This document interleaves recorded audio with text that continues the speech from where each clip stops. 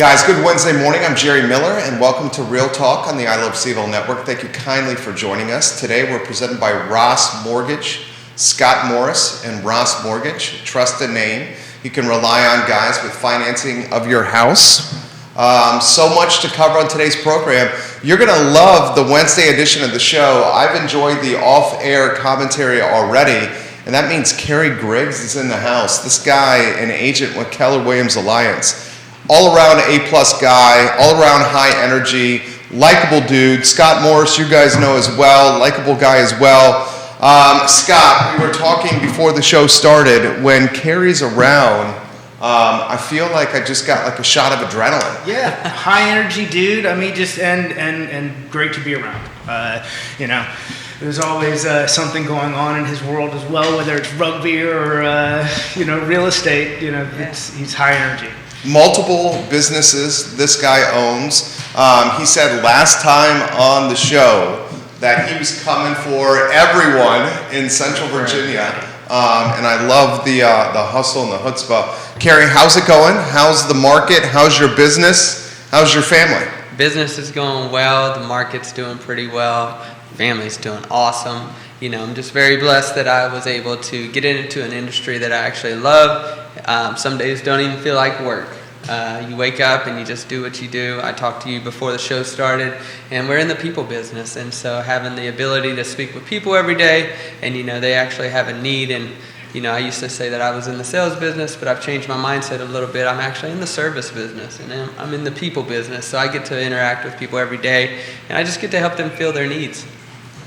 Scott Morris, you're also in the service business, as am I. How's the market? How's the temperature out there? So we've seen things slow down just a little bit, but again, not necessarily a negative. I'm having people find more success getting under contract. The big picture is, I think we're already in a recession. We saw one, first quarter negative GDP print. We're going to see most likely a negative in the second, which will actually trigger that. We're going to see the Fed continue to increase 50 basis point moves, probably through July, possibly September. And in doing so, we're going to see two things happen. We're going to see a lot of volatility in the bond market while people continue to exit because of an inflation hedge, and people enter because of safe money. It's the safest money during a recession. So what that kind of means is I think we are very probably close to where I've said we were as far as the top, as far as mortgage rates go. Just because you're going to be... there's going to be some fluctuation, but you're going to find a bit of a balance in what's going on with the bond market there, with people buying in and selling out for whichever story is taking the hot line of the week. So let me try to decipher what you said. And you explained it well. Your message has been consistent every time you've been on the show. You're saying this is peak rates right here? I think so. I think, okay. And I've said we've plateaued, and we've actually come down a little bit since I said that we were at the top. I don't believe that. I think we can probably run back up a little bit, and I think we're going to going forward. But until we have kind of reached a peak inflation, you're going to see people exit bonds. But once we officially start using the R word, you're going to see big money hedge back into bonds because it's a safe place to be. So that's going to kind of keep us balanced, and I think right around running where we are as far as rates go. So I'm going to ask you, Kerry, how interest rates are affecting your business. Before I do, I want to follow up with Scott here because I think he's dropping consistent knowledge here. When will rates drop back again or will they ever, to pandemic levels? I mean, will we ever see pandemic levels, lifetime lows? Probably not. But never. but the mid-threes possible? I mean, it's going to take a catastrophe to push them back down. That's what took us to get there. Yeah. But are they going to go back down into the 4s? Yeah, and I Okay. think they'll be there first quarter next year. Okay, so that right there was fantastic content. Cut it through that answer. That's good knowledge right there from Scott. So Kerry, how are the rates affecting your business? You said before the show you feel the market moving. I'll let you characterize how. Yeah, so I feel the market moving in the sense that it's, with the interest rates going up, it has priced some people out of the price range that they were looking for. Not that they don't qualify for homes anymore, but, that where they were overreaching or maxing out to what they could, you're seeing less and less of that. And so when I was talking earlier to you about it, it's not as stiff as competition. Instead of, 10 bids on a particular home, you may be competing against 2 others. And so it makes it a little more desirable for buyers that have been in the market and that are willing to stick it out and kind of just get the ideal house that they want, and they're willing to bid on it. Did you see a rush of buyers enter the market as rates were starting to move quickly?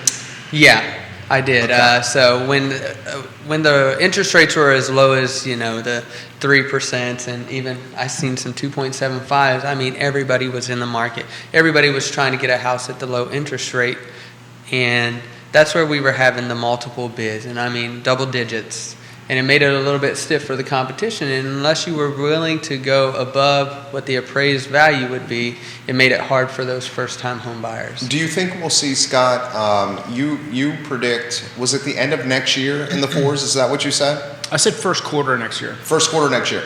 Will we see a slowdown potentially in business and transactions as potential buyers try to wait out a gap down in rates? I don't think that's not what drives real estate transactions. People's what's going on in their lives does. So no, I don't think that's gonna make a huge difference there. And plus, if you're out there as a first-time buyer trying to time the market, I think you're making a very poor decision. So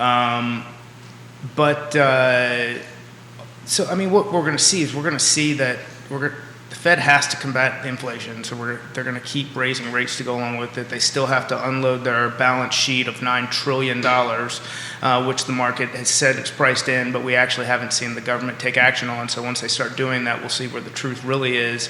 But anyway, ultimately, we're going to run into a recession. We're going to go through a period of what they're, I guess, whether you want to go call it stagflation or whatever, because we're going to jobless rates are going to increase again, and then at some point, once they've run as far as they can go with dealing with inflation, they're going to put their thumb back on the scale, whether it be with bond buying or something.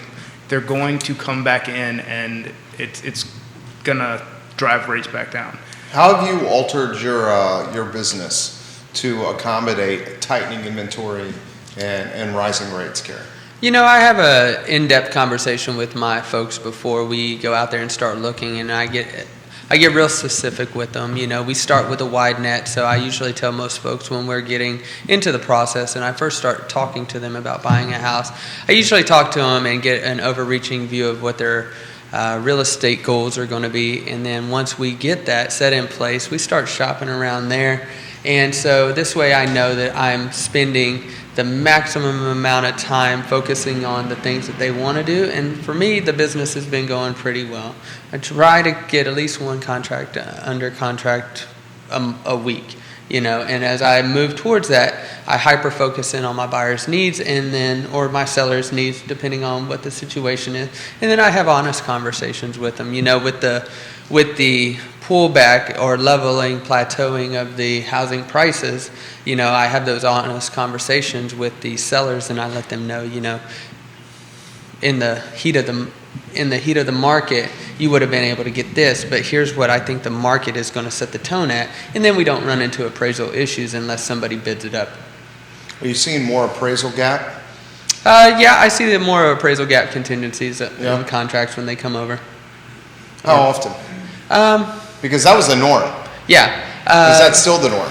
And are you seeing home inspections returning? Yeah, I do see home inspections returning. They're still as is home inspections, but I don't think I've put in a deal that has been a resale home without a competing offer in a while. Are you seeing contingencies return, Scott? So I'm seeing concessions return, depending, now again, property dependent. If it is, if it's a $500,000 property and it's perfect in the right neighborhood, it's still getting all the attention from all the people who can afford to give it the attention. Now, if it's a little lesser priced because it's got some deferred maintenance and needs some love and it's just not in the right area, that's where you're seeing things sit maybe long enough for people to be able to go out and say, we can make this work for us, but here's what we need to do that. That's the biggest thing that I've seen in this past couple months is houses are staying on the market for longer and giving people an opportunity to get their bid in. That's probably the biggest thing that I've seen shifting. Are you seeing? We talk about this with a lot of agents. Are you seeing?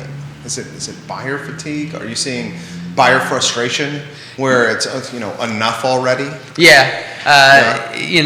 And I think that was really maybe 2 months ago. I was seeing the most of it was back then, and that's weird to say back then because it was only 60 days. But, that's when the market was super hot. And I think, again, now we're starting to see it cool down just a little bit. Scott, as far as rates go, questions are coming in. This one's from Grayson asking you, does he expect rates to drop below 5 this year if the Russian-Ukrainian war comes to an end? That's a hell of a crystal ball question. I mean, I don't see how that brings rates down. Yeah.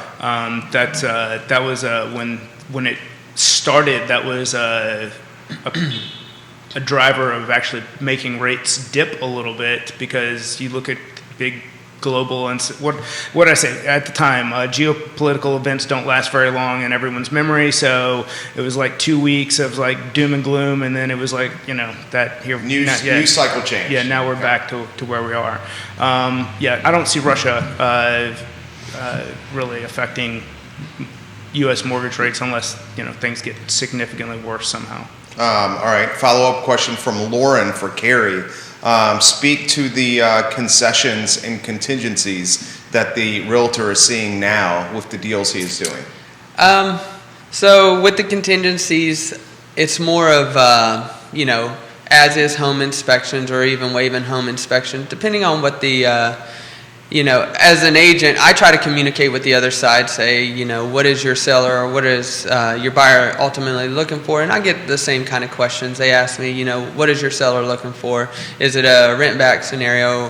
Do they have money for concessions or, I'll put in some seller concessions as well if I think I can get away with it. And I just talked to the other side and I asked them, hey, do you have any other offers in hand? Because my buyer would like to keep more cash in pocket for any repairs that may come up if we're going to do an as-is home inspection. So, it's starting to loosen up a little bit. Again, like you said earlier, the appraisal gap waivers contingency was a big one.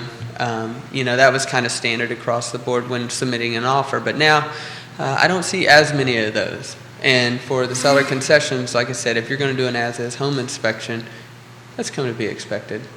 People like to keep a little more cash in hand. Sure. Where are the deals you're doing? So I do deals in Charlottesville. I go all the way to Richmond. I currently have one under contract in Chesterfield. And, I do them over on the other side of the mountain as well. I stretch as far as Richmond to Stanton, from Culpeper to Lynchburg. Wow. That's some territory right there. Yeah, I like it. But I've kind of been around these areas for long enough to know, and I do my research. So, mainly in Charlottesville. What do you see as the biggest difference between the areas? Whether it's how do you see the way things get priced in certain areas different than another, and are certain areas less competitive than another? Yeah, so I will say the Charlottesville area tends to be more expensive, and in some parts of Richmond are the same. If you go on the other side of the mountain in the Waynesboro, Stanton, Fishersville area, they're priced a little bit less, but the competition is a little bit more over there. So it's a better price point as far as lower price points, but the competition, you are still getting those 8 to 10 people on one transaction. So it's a little bit different over there. But over here in the Charlottesville side, I find that the more centered in, it just makes sense, the more centered to the location of the cities, it's going to be more expensive. But as you expand out to the counties, you can do Louisa, Palmyra, Orange, Gordonsville, some places, Grottos on the other side of the mountain. Those seem to be more cost effective and not as competitive. How many folks are you seeing from Central Virginia or the Charlottesville area priced out and now looking closely to the Valley?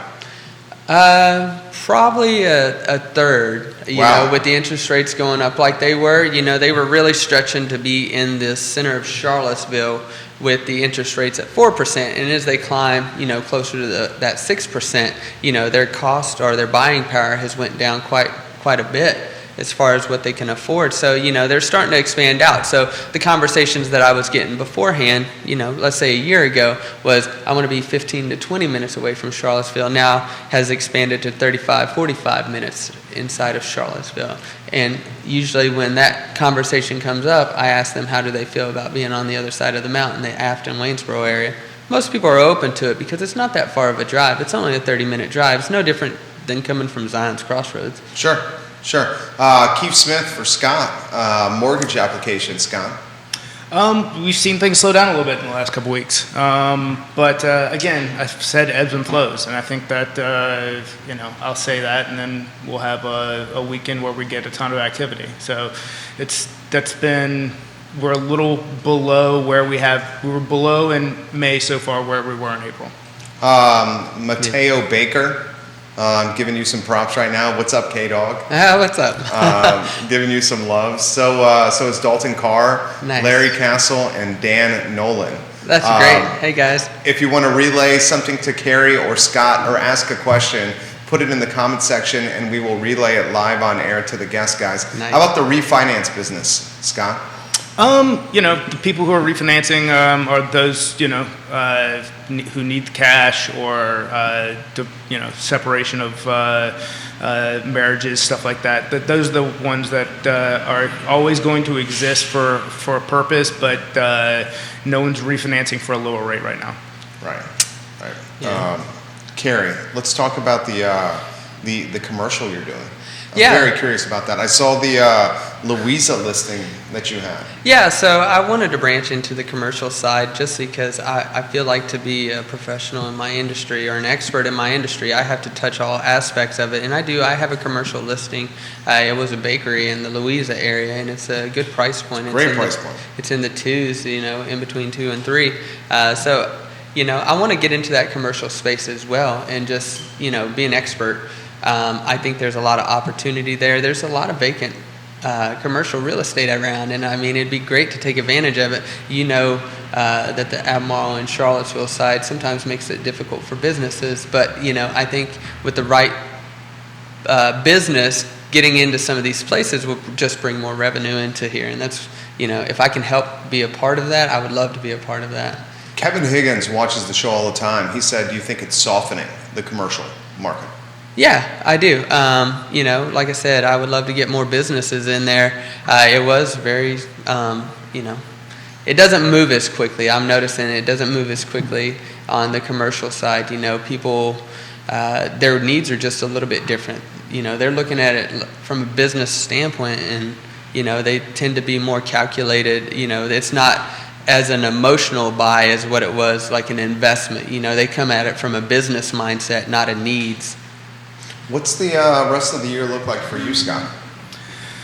The rest of the year, I think we're going to, we help residential buyers, and I've kind of talked about this for, some time now. Those people's decisions are not based on market conditions as much as their own needs. So making sure that you can communicate at a high level and be a trusted advisor for these people so that when they're working with a team, they're working with Kerry and I or Keith and I, and they know that they've got people who are on their side, who are guiding them through the process. that is successfully putting them in a home. So a lot of my conversations are, are you going to go spend $1,800 a month in rent or $2,000 a month in a mortgage where you're actually building equity, and then 12 months from now we refinance you into a lower rate?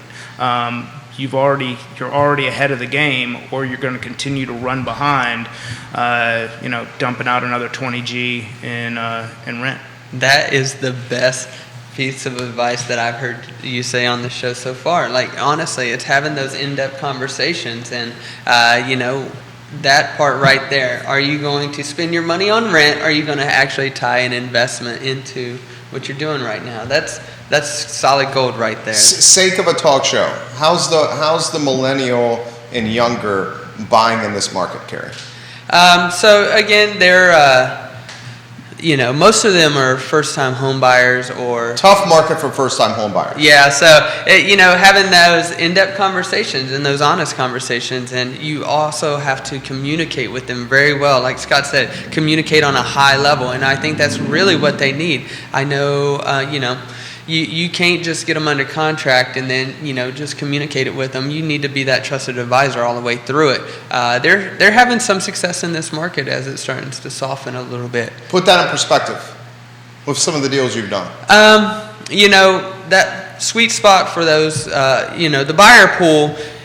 First-time home buyers somewhere between, well, not all of them, but the majority of what I see is between that 200 and 350 range, and so that's a very competitive market because everybody is looking for that. Not just the first-time home buyers, but the investors as well. It's an investment opportunity, like Scott said. They're now turning them into rentals, and they're getting, it's a business proposition for them. But now it's starting to be where they are actually having more success in getting into the market because of the buyer fatigue that most buyers have dropped out, or they have now been pushed out because of the interest rates, and now they're going to work on their credit for the next year to try to get to them where they need to be. But those that were honestly prepared for it, and they're having some success in it now. Are you seeing with these price points and rates where they're going or where they've gone, Scott, are you seeing investor money on the street, or has that softened?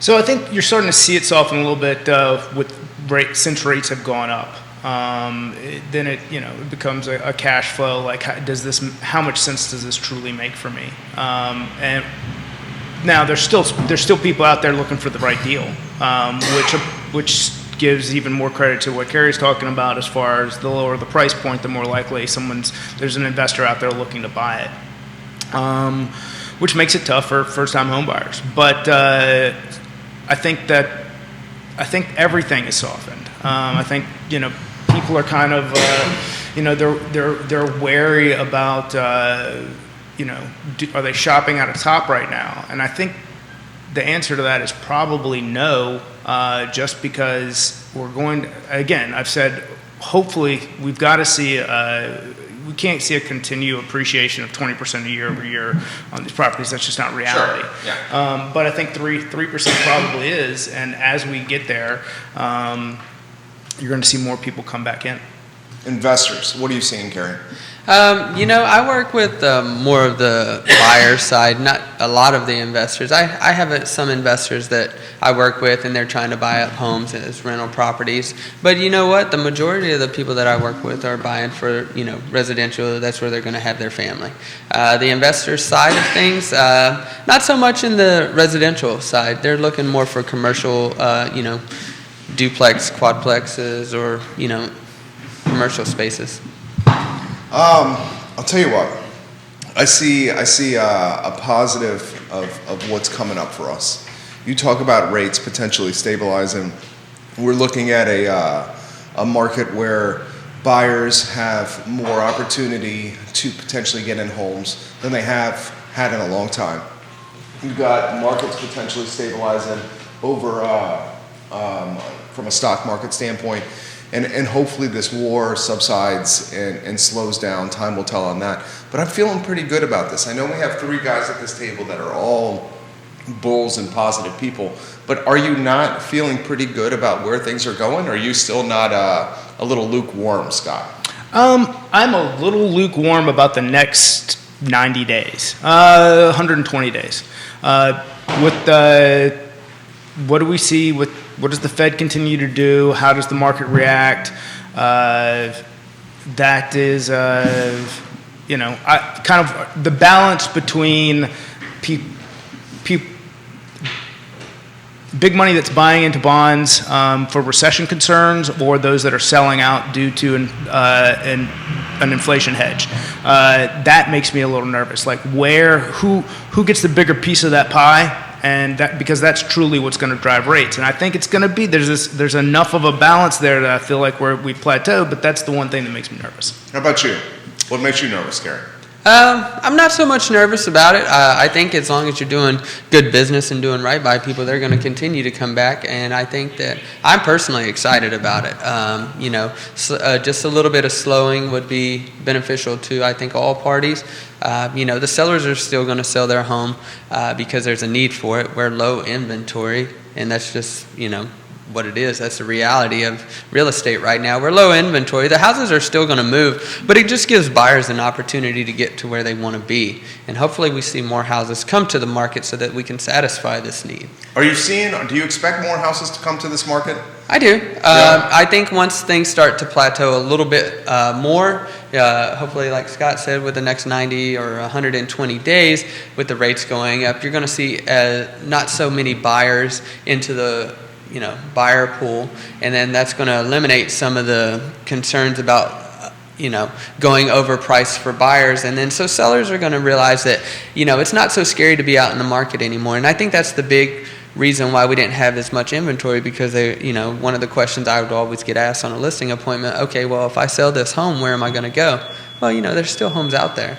And if you can get $120,000 of equity out of your home, I heard one of your guests say, if you can get $120,000 out of your home, you can rent for 3 months until you find that perfect home for you. I mean, you still have money to. That was Sasha. Yep. That was a good point. It was. What were you going to say? Yeah, no, I think so. We're seeing more inventory come on, even now, and depending on the area, I think it really gives you. With fewer buyers, I'm starting to see deals get accepted with concessions. We're starting to see more and more of these things happen. That wasn't the case 3 months ago. It just wasn't. It just wasn't there. I said that's the one thing I'm nervous about, but I'm still super optimistic about where things go, because again, people don't make these decisions based on a whim. They're generally because we're having a baby, or I need to move to the area. There's something significant that's going on in my life that's creating this transaction. And the same thing for sellers. I've seen I had an appraisal come in short for something that was comps just didn't support, and the seller was super stodgy about not coming down the price. The buyers walked. And then 3 days later, I got a call from the agent, and he said, "Hey,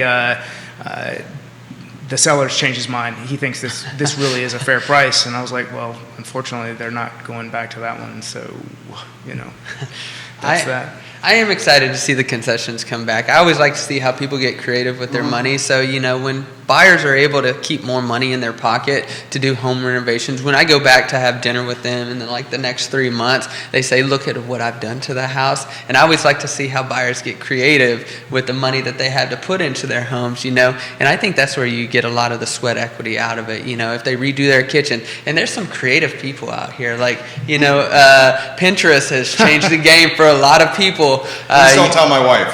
Or TikTok, just in general. I see all these things, and I'm like, oh man, I'm gonna have to do this at my home now. My wife's been asking me for a deck for the longest time. Sorry, honey. But you and Scott have the talent to do it. I do not have the talent to do it. Yeah, but you got the vision. Have the talent. You got the vision, though. I know. I see your style, man. I've spent the last few weeks in North Carolina. I followed your Facebook posts. Yeah, putting some of that together. I've got new floors and all kinds of little projects going on. That looked incredibly time-consuming and laborious. Yeah, it was a little bit of that, but it's done now, so that's exciting. But back to as far as buyers getting concessions, this is the largest purchase that they're making in their lifetime. The fact that they can't go in and ask for repairs on a home inspection is insane. Yeah. Insane. And let's cut to the chase. With concessions coming back, now you guys can negotiate and provide potentially even more value. Because there went an 18-month period, maybe 24 months, where it was like, here's the price. There was no negotiation really happening. I mean, now it's coming back. Can you put that in perspective, and we'll get to some comments that are coming in. Yeah, so when you're able to negotiate with price, it's not like, I'm not going to say we're putting in bids that are lower than the asking price. It's just we're not having to escalate them up as much as what we were. Or maybe we get to actually have a home inspection where you can ask for repairs. And ain't that nice? It's like, oh, you get to go through a house and, if this is wrong with it, you can at least ask the, seller to fix the leaky faucet. Because, dude, it was getting so freaking insane. It was insane. You have 15 minutes to tour the house. We have interest rates, the lowest they've ever been. You have 15 minutes to tour the house. There was people that were making offers and then having to bring bags of cash to the table to cover the difference between the appraisal and the offer itself. It was people were buying homes via FaceTime. Oh, yeah. Done a couple of those. Not going in the houses. They were saying no home inspection. Yeah. They're saying, at best, a pass-fail. Yeah. It was getting insane. Well, I'm not going to say that it's completely went away. I just lost one with no home inspection, and it escalated. It had to be at least $75,000 over asking price. Was that the city or Albemarle County? It was Albemarle County. Yeah. And so, it's still happening. It's, but it was a great property. That's the thing. Yeah. So the right property is always going to bring. And it was a good property. I don't know if it was a great property. I told my buyer, I was like, even as a contractor, I don't know if I would do a no inspection on this one because there were some issues that I seen. But ultimately, I tell my buyers and sellers, hey, you're the driver, I'm the vehicle to get you to your destination, and then this way, they're the decision makers. I'm their trusted advisor, and I can give them all the advice they want. But at the end of the day, it's up to them to make the decision. And so when they need, most of the time I get, what would you do? And I'm like, here's the numbers that support this, and this is what I would do. And whether they go with my opinion or not, that's their decision. You guys will appreciate this. From Montana, Duggar. Oh, nice. She says, Kerry Griggs, looking good, brother. Thanks, man. And then rest of the panel, did all three of you guys coordinate shirts together? You know what? I thought the same thing when I walked in this morning. I was like, yeah, man, we look great. Montana, that was hilarious. Karen Gray giving Kerry Griggs some props. Nice. You can Thanks, tell brother. the guy is well liked by the community. Tori McDaniel, Stephanie Keller giving you props right now. Nice, guys. Thank you. Can you speak to the insanity you saw that may be tempering slightly, Scott? We talk about buyer fatigue, and you talk about 3 months ago. I remember last August, I had people who were just like, dude, I'm done. I'm like, so done. And these are people who'd been out there months just, trying to find the right property. The last really year, we've had people in and out of the market. When you hear from, this is a little more Northern Virginia, but on a $900,000 property, I've got a borrower. The squatter? No. I've got buyers who go in and the agent makes a call while they're in the house, and the listing agent's like, "Oh, sorry, we've already accepted an offer." Just some where there's 20 plus already going. That was a little bit of chaos, a little crazy. Yeah, it was chaos. What chaos did you see? Well, are you talking about making offers while you're in the house? I did that 2 weeks ago, and I was like, hey, we want this offer. What do we need to do? So wait, you're on the tour? Yeah, I'm on the tour. This is the first tour? Yeah. As we're going through there, it's like, well, we need a 10% down check. I'm like, okay, great. We're writing it right now. We'll send you a photo. Yeah, I'm talking about somebody in the house going, hey, we're ready to make $100,000 over, and the listing agent's like, sorry, we've already accepted an offer while the people are in the house. That is so insane. One of the craziest things I've sold is I had a guy that was from overseas, military guy, never seen the house, only communicated via email. I was a little skeptical. I was like, man, this is a little nerve-wracking. He's like, I want the house. I'm going to send somebody. Is this like a Craigslist hustle? Yeah. He said, I want the house. Let's place a bid on it. I'm like, okay, great. Can I have somebody that come and at least to the Look at house it. so I can Yeah. see that somebody is real. And so he did. And, you know, we closed on a $500,000 transaction without even seeing. I never talked to the guy on the phone. It was only via email. I was like, wow, this is crazy. How But, did you he know, fall in love with the property? you know, he's seen photos online and did a virtual tour. This is, you know, I was like, wow, that's brave. But you know what? I mean, a great guy. You know, I still keep in contact with him today. Still never spoke to the man. But he's a great guy, you know, via email and postcard. So the extent of the communication is email and postcard? Yeah, great guy. That's awesome. God, that is so awesome. I mean, I it works, love though. Kerry. I love this. Hey, adapt and overcome. Like Yeah, you said, dude. you know, when this market got crazy, you had to just go with the flow. And so, you know, like I said, it's one of those things. It's a little nerve-wracking when you do things like that, but as long as all the proper documents are in place. Sure, of course. You know, and everything goes smoothly. And, you know, I communicate with the other agent. I think that is one of the biggest keys, and especially when I'm trying to help new agents or coach new agents of how to do business and do it successfully. Communication, just high levels of communication with everybody. And if all of us can meet together, the listing agent, the buyer's agent, and the two parties can meet together, that's even a better win for me, honestly, so that we just air everything out. You know, it's our job as agents. We don't think with emotions. We are the rational people in the transaction. I don't deliver. There's no good news or bad news. It's just news. Yeah. Yeah. And so I think that's the biggest, you know, part of our job is just being the professional, thinking at this with clear mindset. And then, you know, when the buyers and sellers start to get excited or, you know, disappointed, it's our job to bring them back to center and, you know, get the transaction done. And so communication with the other agent is key. Are you seeing Zoomtown in Central Virginia anymore? The out-of-market buyer setting up a Yeah. home office, ISP, Yeah. working for an employer out of market?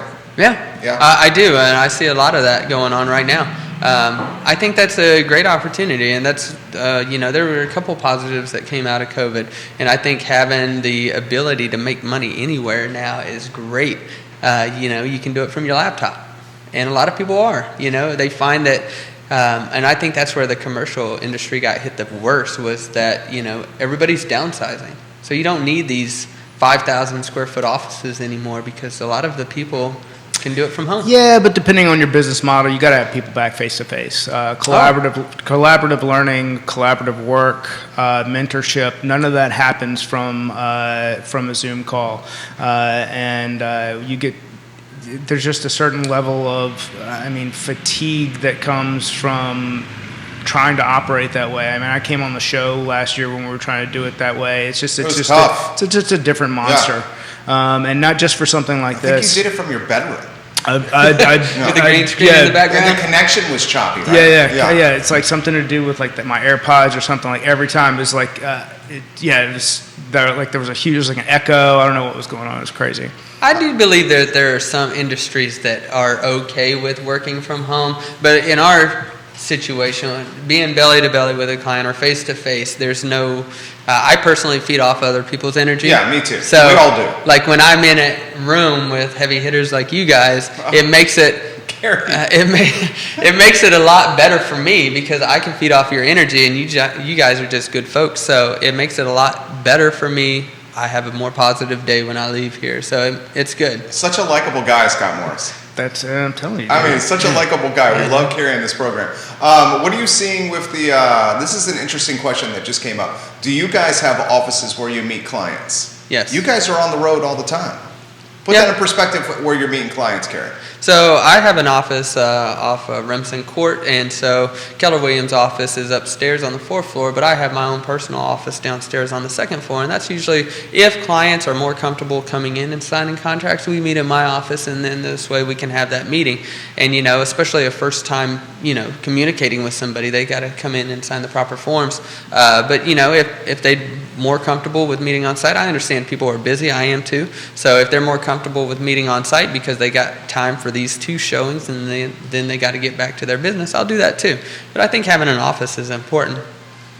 Yeah, 100%. I mean, I meet people at my office here in Charlottesville. I've got a couple different locations that I will host meetings at. But office in Culpeper, we actually host closings. We do face to face with clients. if someone needs something, like Kerry, I have a very similar demographic as far as areas go. Like I'm in Richmond, Lynchburg, North Carolina, and if need be, I'll get face to face with the client for document collection just to go through an interview and give that level of comfort. Who's putting more mileage on the vehicle, you or Scott? I don't know. I average somewhere right around 50 or 60 a year. 50 or 60,000? Yeah, but like I said, I go from one side That's of more Richmond. than no-brainers, yeah. I go Not from quite bad. I go from Richmond to Stanton and then to Madison, and back to Charlottesville. Dude, you're putting 50 or 60,000 miles a year? Yeah. Wow. But I mean, I don't mind. I enjoy driving. My You lease or own? Can I ask that? I own. Yeah? Yeah. So, up until recently, I'm heck on vehicles. So, I live out of them, and my wife's always on me. She's like, hey, you gotta change your oil. You gotta change your oil. I'm like, all right, great, when I have time. So that one has actually come back to bite me in the butt. Blew out a Jeep Cherokee motor one time through a rod because there was no oil in it. Dummy. Wow. But again, it's just I'm on the road. I have a problem getting in for state inspections. Yeah. Yeah, me too. Oh, mine was rolling around. Well, never mind. Me too. But I mean, I don't mind driving, and with Bluetooth, it's a phone call comes in, you just say answer, or I throw in my earpods, and I'm like, okay, great, and then so you just communicate with people. What's the mileage impact on that? I mean, have you considered narrowing the sales footprint as mileage has gone up, as gas prices have gone up? Not really. No? I just figured it's a cost of doing business. I mean, but that's not for everybody. I know people that only work in a certain subdivision. That's not my personality. My personality, I like to be places. I like to travel. I like to be in front of different people. It's a different dynamic everywhere I go. The Richmond market is totally different from the Charlottesville market. But I like the Richmond market too. I love going into the center of Richmond. It's a little chaotic sometimes, but I also drive the backcountry roads, and that's fun too. It gives me a chance, and I love listening to a podcast when I'm not talking on the phone to people. I have some great people that I work with that are in the office, and they kind of have my back there, so they're allowed. They get the paperwork done, and it frees up my time to be in front of people. And I mean, if you break it down. But when I was swinging a hammer 40, 50 hours a week, I was only making X. But, that's why I try to do one contract per week. And if I can do that, it's a 40-hour with one client, right? So, and the breakdown for that makes it so much better. I'm successful because I can get in front of people. I like it. I like this guy. I like what you stand for. Dan Pettit, good morning. He's watching the program here. Folks over at Long and Foster and Ness Realty watching the program. Here's an interesting topic that's come up. Ask the guests what they think the realtor and mortgage broker of the future looks like. It's not automated. I think definitely for you. I think certainly for real estate as well. I mean, during COVID, it was all about brand for mortgage and real estate. The folks that built the brand. What is the next strategy for you guys? Or the industry? I personally think it's going to be having that communication and being in front of people. Yeah, people like the brand too, and especially with COVID and people doing Zoom things. But just being in front of people, you're going to see that with things getting a little bit tougher, you're going to see some agents that just can't withstand the market. So you're going to have to be in front of there. And I think ultimately the ones that are producing and doing it well are going to get more of the market share.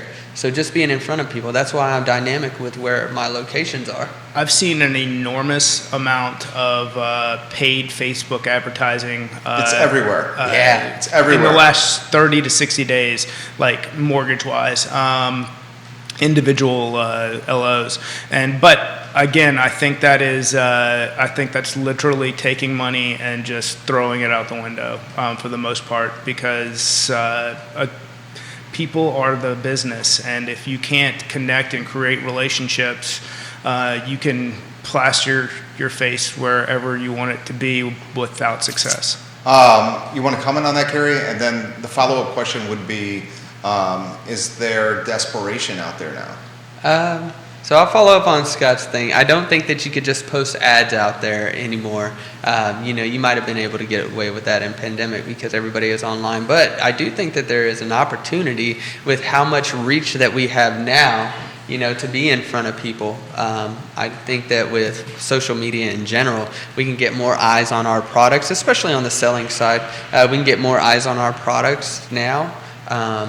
And I think that's very beneficial. And then what was the second part of the question? I mean, I was talking with some agents, and they were talking about the sense of the competition has almost segued into they said, into the category of desperation. Yeah, I mean, you can tell it when somebody is, they need a sale. That one, it kind of resonates with you. And again, we're in the service business, and so I don't look at it as, I need to make a sale. I look at it as, how can I help you? And that one has actually taken me further in business than any other thing that I've realized, is how can I help you? Because when you come at it from that standpoint, most people is like, and I'll tell a buyer to walk away from a house. I'm like, listen, as a licensed contractor, I don't know if I'd even take on this project. I mean, you do what you want to. We can get you some quotes if you would like, but this is a lot of stuff to manage. And I'd rather see them, and I've had more success that way. And they say, okay, well, at least you're being honest with me. Yeah, we're going to eventually buy a house, and it's going to be from you. And then I've had people say that, they've had 4 real estate agents before me, and I was the only one that stuck with them until the end of the transaction. Is it scary when you hear them say, I've had 4 agents before you? Most of the times they tell me that. Is that a bit of a red flag? No, not necessarily. Maybe they weren't listening to what they were saying. And for me, just being able to understand and communicate clearly. So I went to a seminar recently, and, he said something that clicked to me. He's like, I am trying to work on my communication skills. I want to make sure I understood you correctly. It sounded like you're telling me this is what you want. And they're like, yes, exactly. No one else has heard me. And I'm like, okay, great. So that works well. It's a good communication It's kind of tool. like the whole question behind the question. Yeah, that's definitely something that, in trying to help someone is finding out what their needs truly are. And if you can do that, you can overcome objections before they really become objections. More questions. You guys are doing a great job. This is from Dan Pettit, for you specifically. He's a realtor, Dan.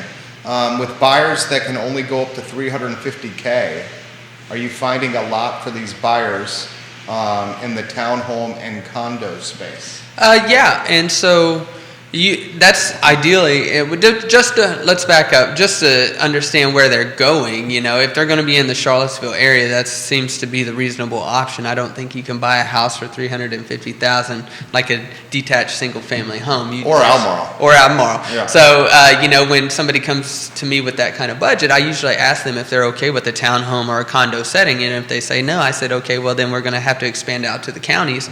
And if they say yes, then I'm like, okay, great. And then, are you open to new construction? Having an honest conversation. What's your time frame look like? Oh, you have 6 to 8 months. Are you open to a new construction? New construction to me is a much easier segue into being a homeowner because it's not as stiff a competition and you don't have to deal with someone else's problems. Even though it could look pretty, doesn't mean that they took good care of it. Homeowners insurance is going to be significantly less. Yeah, and I just think that new construction is a great option if you can get people wrapped around the idea and have those conversations early and have them often. If you can, again, from a contractor's background, I think that's the better move to go. Follow-up question for both you guys. Since you both drive all over Virginia, what are the hot spots for homes in Virginia right now in the areas that you guys serve? Ooh. Scott, you want to go first? I mean, the whole state. Yeah.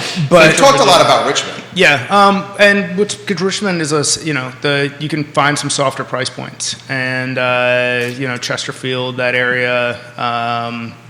It just depends on what you're looking for, and what your opportunity for your clients, what they're looking for really is. But as far as competitiveness, it's still very hot everywhere. Yeah, Charlottesville, Culpeper, Richmond, parts of Richmond. I know I was driving around Chesterfield County. Those houses were going quickly. Louisa, Lake Monticello, Waynesboro, Stanton, Those are all booming. Which parts of Richmond would you not include there? Is that West End of Richmond? It's West, a little pricier there. Yeah, it is, and especially as you get more towards the center, like Short Pump. Once you get closer to there, those prices are booming.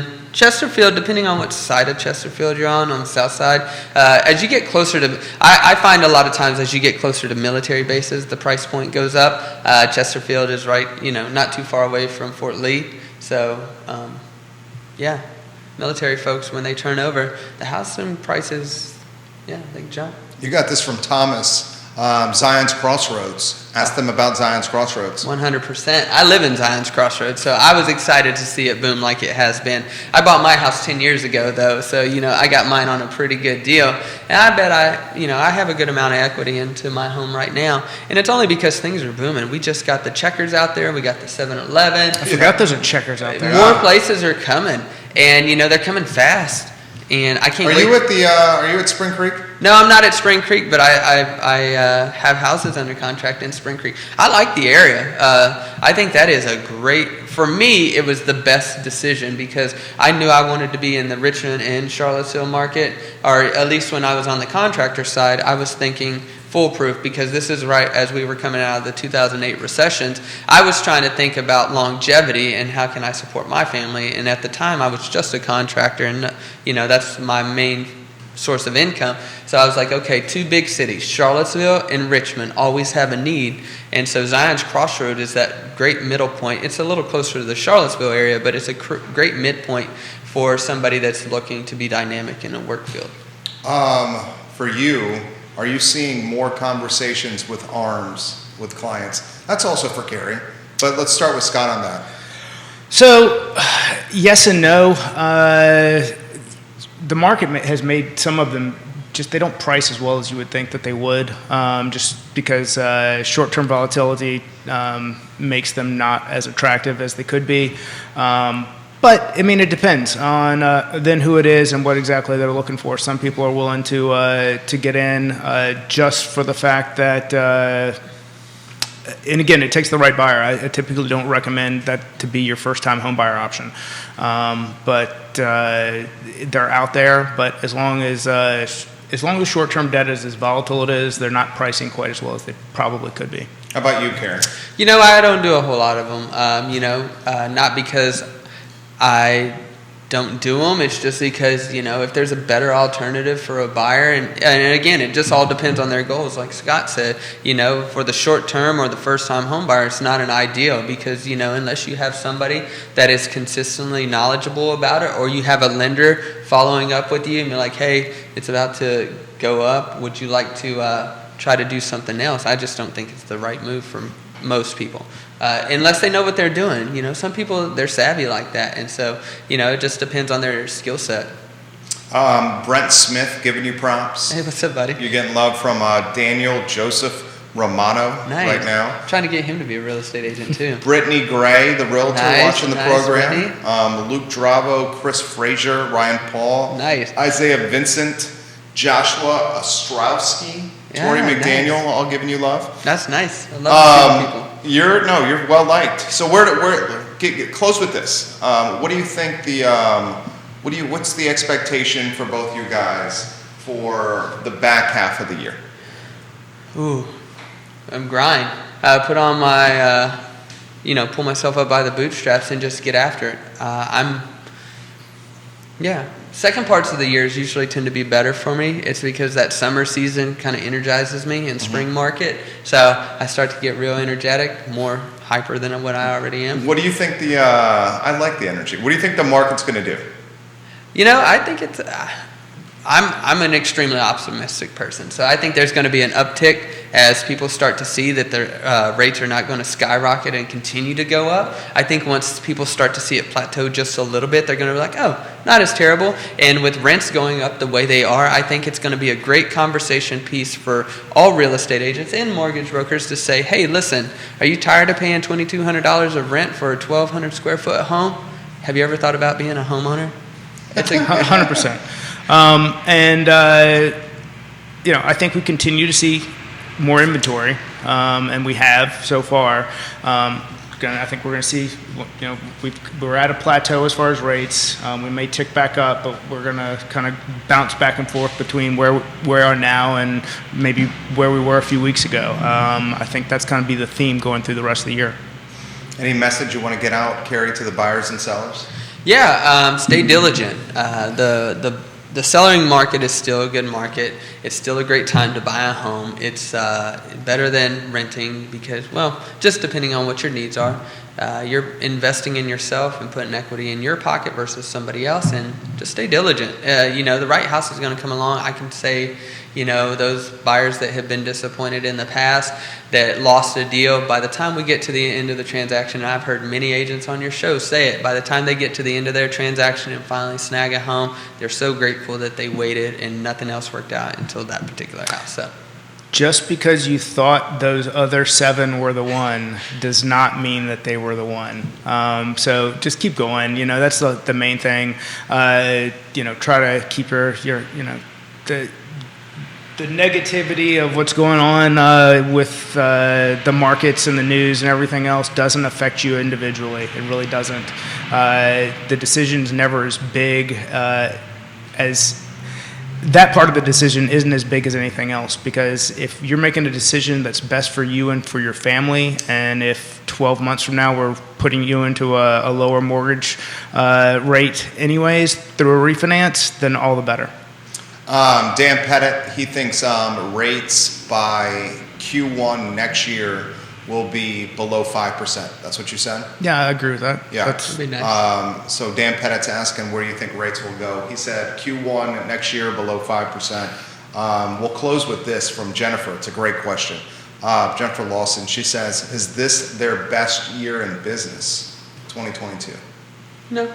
I'm To be determined? To be determined, Yeah. But we saw a pretty smoking hot 2020, 2021. Right. Yeah. Right. Well, projected what I'm doing now, it could be. Mm-hmm. But, 2021 was a great year, but as far as the numbers go, I'm on track to beat what I did last year. Robert Walters, he got us in our first home. He's great with Virginia loans. Kerry is the man. Yeah, I love it. Thank you all. Robert Walters says, Kerry Griggs, great realtor. Brittany Gray, hey Kerry, love working with you. Happy to sell more homes with you at Spring Creek and Colonial Circle. 200 plus homes coming soon for your buyers. Yeah. Wow. Nice. That's I like good. that. Yeah, Brittany Gray with the inventory. Stanley Martin, right? Is that right with Brittany? Mm-hmm. We love when you watch the program, Brittany. All right, get us out of here on anything else you want to cover, Scott Morris. So the show is yours, my friend. Gosh, I think we talked about the market stuff. So really, it's just kind of let's see. We got rates. We got the stock market. We got Fed speak coming out today. All of those things, I think, are going to be a lot of noise towards where we go in the short-term future. I think we see rates tick up a little bit over the next 3 weeks or so, but I think it's really going to be, it's not like a big uptick. I think we're just going to kind of be balancing back and forth between 5.25 and 5.5 is, kind of a rule of thumb. There you go. Judah Whitcomb, good job. Thank you for watching, guys. Kerry Griggs, you're great. Thanks. Yeah, I seriously, appreciate being on the show. You guys are awesome. He is just great in this setting. Scott Morris is always good. The Wednesday edition of Real Talk is presented by Ross Mortgage. Judah Whitcomb is our director. The I Love CVille show is up at 12:30, where we will chatter some of the topics we didn't get to yesterday. Thank you for joining us, guys. We will see you in about an hour and change. Take care. Kerry, well done. Nice. Yes, Thanks, sir. guys. Sorry, I'm full of allergy medicine. It's okay.